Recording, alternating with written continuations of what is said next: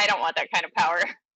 Hey guys, Kat Stancic here with the Revenue Accelerator. And we're actually gonna be talking about power, Dusty. Kind of introed in on that with, do you want that kind of power? Do you want that kind of power in your business? So I have with us today, Dusty Arab, and she is going to, and I know there's a joke there somewhere that this is her real name. A lot of people have asked her that. We're done. I'm going to let her introduce herself because she's amazing and will do, as you guys have always heard, a much better job than I ever could. Awesome. Thanks, Kat. I am Dusty. I run the Reinvention Co. I'm a business strategist, and we help creators and service providers build platforms. So we do everything from web design to course creation on Kajabi, and help them really build like a solid jumping point for their brand. I love that. We were just chatting a little bit right before we kicked this off, which is why I caught you just at the last second in that sentence, and it's gonna stay because done is better than not.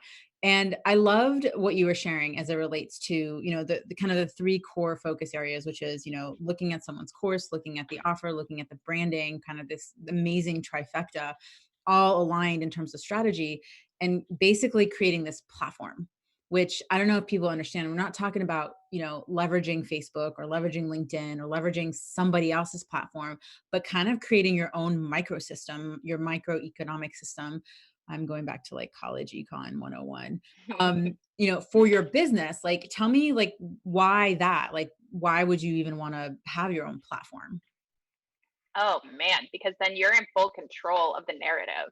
I mean, that's the biggest thing.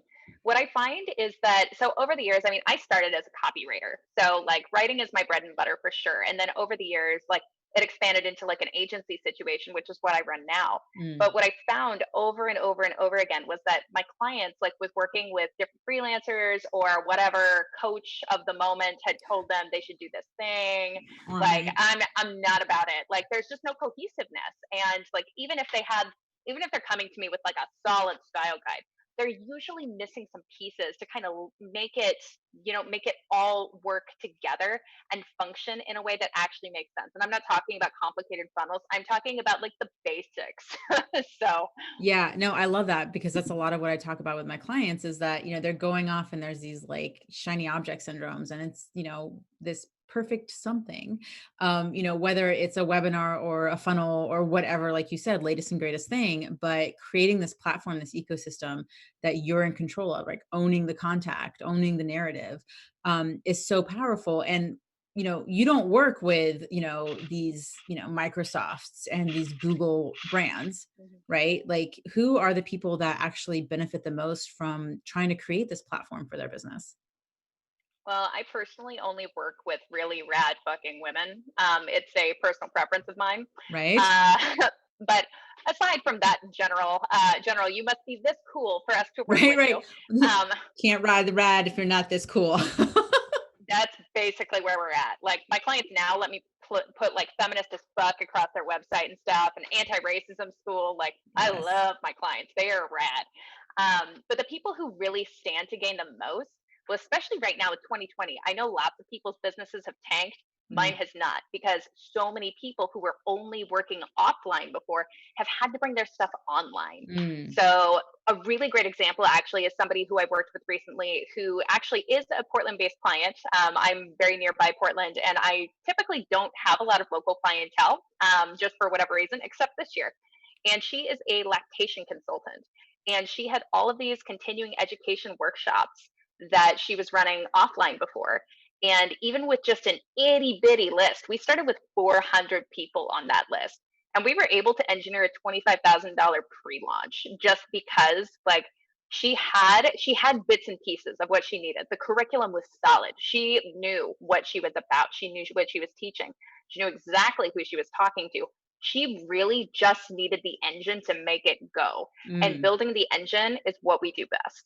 Yeah, and I love that because one of the things that you talk about too is the clients that you work with have pieces that are working, right? You're not going in Mhm. and rebuilding the entire plane, right? You're just going in and it's, what you see is like these small little tweaks that make it all run more effectively, more efficiently, Mhm. which is phenomenal. So what do a lot of people that you see that maybe they've got a course that's converting and, kinda, right? Like it's not doing the thing that they want, or they have an offer, again, converting, not really doing the thing that they want. Or, they have a brand, maybe they've outgrown a little bit, right? They kind of got talked into something. What's your advice for people who are wanting to tweak? Sorry, that's just how the question came out. I mean, if you're looking to reposition, like if the course is solid already, and there Mhm. are a lot of people who I know are teaching really solid material, they've been teaching it for 10 years. That's exactly the kind of person I like to work with because they already know that they can get to the transformation for their client. Yes. Usually, it's just the veneer on the front that needs fixed at that point. Like we need to make it a little bit more clear what that transformation is. So spend some time really working your sales page and Mm. then start making sure it's actually getting in front of the right people because lots of times, and this is I'm saying this because I'm so guilty of this right now. It's really easy to just keep posting it on your personal Facebook profile. And even if you're really good at that, and like Kat's really good at this too. So, like, it's one of those things. But if that's the only way that you're marketing your course, you are missing out like 100%. Absolutely. And I like that a lot because it's about taking the process and re-leveraging it across the platforms at the same time, adding this piece, if you guys can't tell that I love, is creating that platform for yourself, right? And so, owning the information, owning the contact, because Facebook isn't necessarily the only way to reach people. And a lot of people think that that might be the only thing, the only strategy. So, what do you see people like getting stuck in, specifically when it comes to reaching their audience, right? Because that has a lot to do with branding and positioning and talking about your offer and all that good stuff, right? That helps you convert. Totally. Most people that I see are getting really overwhelmed by the basics because they never signed up to be a marketer. Like they don't like it. They don't want to do any of that shit. Like, and I get it. Like you didn't go into business doing whatever cool thing it is you do to have to do marketing. And it's just like this like shitty side that you got served that now you're like, well, okay, I guess this is part of the deal. And it doesn't have to be that way. I have so many people come to me who are like, but Dusty, I hate social media. And I get it. And you don't have to use social media, but you're going to have to learn how to go do something else. Like that's Right. just kind of the reality of it. Like if you can choose confusion, you can choose overwhelm, or Mm. you can look at what your options are and take the thing that looks like the least gross to you. Take the fry that looks the freshest, even if you don't want any fries. Right, right. Well, I mean, there's a certain foundational component of knowing what converts, and that's why I think you love working with people who have a course because there's something there to work with versus being like, all right, like pulling the ingredients off the shelf and being like, we don't have, you're missing like half of the stuff here. So really kind of, creating that revolution, right, in their evolution. I'm just, rhyming here. So how did you come to wanting to work with the people that you want to work with as it relates to, creating this agency experience, which not a lot of people are able to pull together?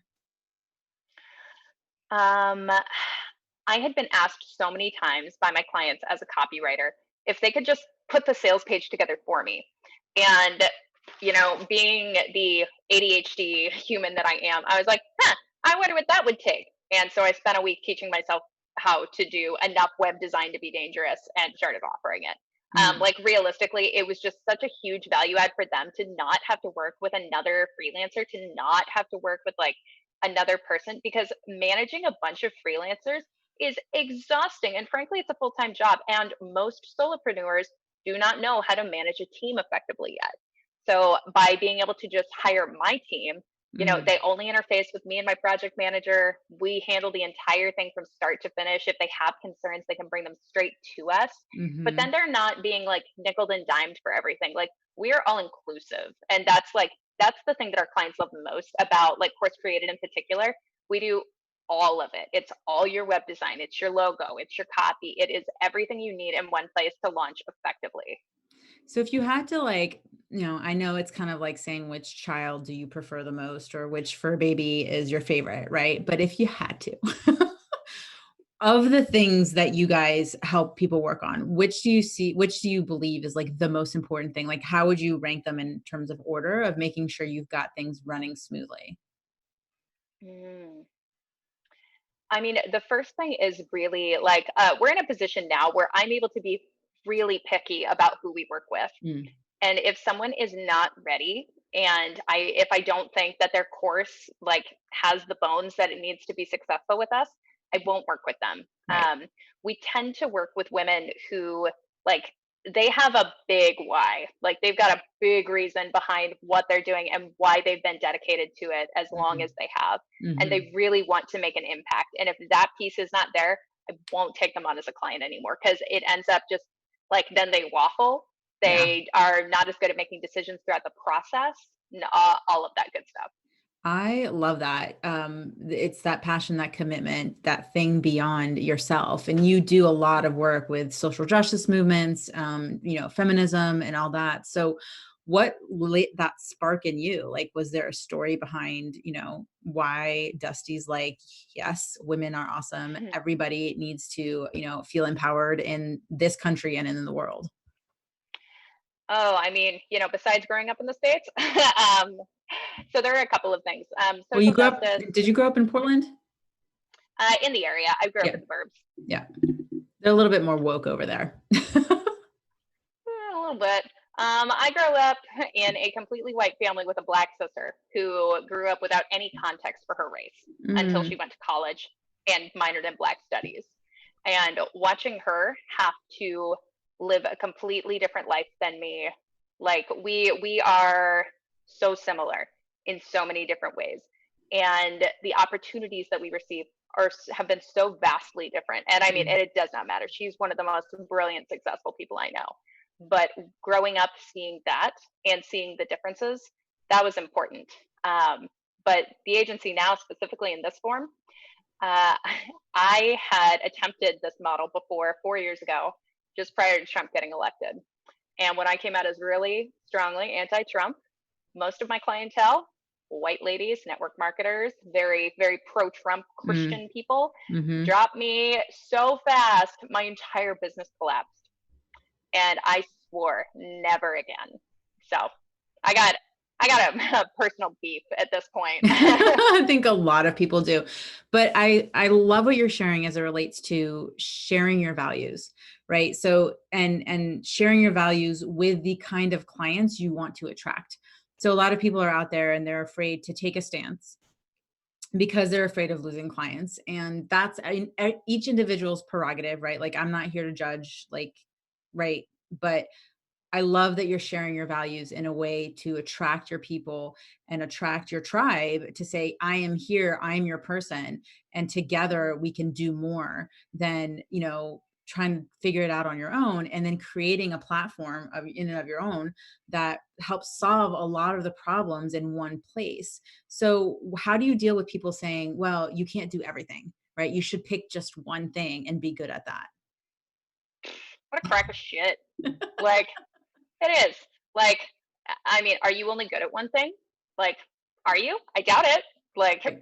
probably not. Realistically, I mean, when I started writing, it was kind of by accident. Like, it was one of those things I'd always been good at, but I never considered as a career. Mm, I didn't know that marketing copy, like, in that, like, that was even a field. right. Um, I refuse to be pigeonholed, and like I think that my agency is proof that like while picking a niche is important, I will absolutely like my client avatar at this point is so well defined. Like I turn off people who are not my people so fast that it's amazing because I don't have bad clients anymore. Like I Mm, don't. My mhm. clients all adore me and I adore all of my clients and all of their amazing pet causes. And that is absolutely by design. Like making sure people are a values match for me, that is my niche. As far as being able to handle everything in house, um, I mean, they're like you should see my team. Like I know some of that's you, really what it I know comes some of down the to. members on your team, and they're, I mean, again, they're a reflection, you're each a reflection of each other in terms of the values that you connect with, right? So this isn't just like side of the mouth talk, side of your face, whatever that term is, Mhm. right? You're not just talking out your ass, basically. You're living proof. You're consistently posting the things that are aligned to you, thereby calling people into you and calling in the support staff that rally around you because they see you as, not only do they see themselves as advocates, but they understand that with working with you, it becomes a stronger voice. And so pulling in all the different um, experiences and belief systems that support this united value is just a real accomplishment, honestly. It's not something that I It's see been people do. so fun. Yeah. I mean, it's not. Well, and that's like with anti-racism and all of that coming to the forefront this year. Like, I mean, honestly, I've been kind of kicking back and be like, all right, guys, fucking jump. Because, like, I would like to see anybody else who's got an agency even similar to mine, whose team is Black, Indigenous, and queer as fuck. Right? I mean, just rocking it out on all the right levels. Yeah. So what when someone's looking at, I want to achieve a certain goal and I'm not there, I'm not achieving it, and I don't understand what's going on, I'm starting to feel like it's me. What would be your advice to them? Mindset work, and I hate to be that person. um, I used to think that whenever somebody was trying to, show me off my mindset work, that they were just privileged and out of touch and blah blah blah blah blah. But the more I have really worked on myself, the Mm, easier things have gotten. Until you have your basics in order, until you've dealt with a lot of your trauma, it's going to be really hard to be successful. yeah. It's difficult to be able to maintain the level of consistency and capacity that being good in business requires if you don't have the support you need. And part of that is mindset.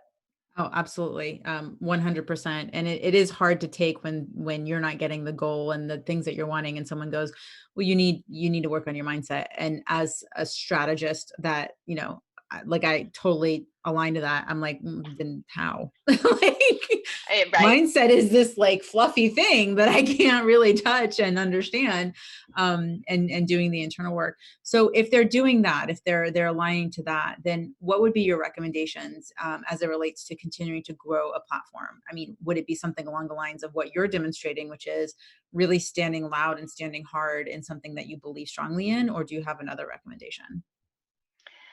Um, what I do is not for everyone. And I will be the first one to admit that because it requires a lot of visibility and it requires a strong stomach Mm. for like what will come of that because I absolutely get trolled. I absolutely get hate mail.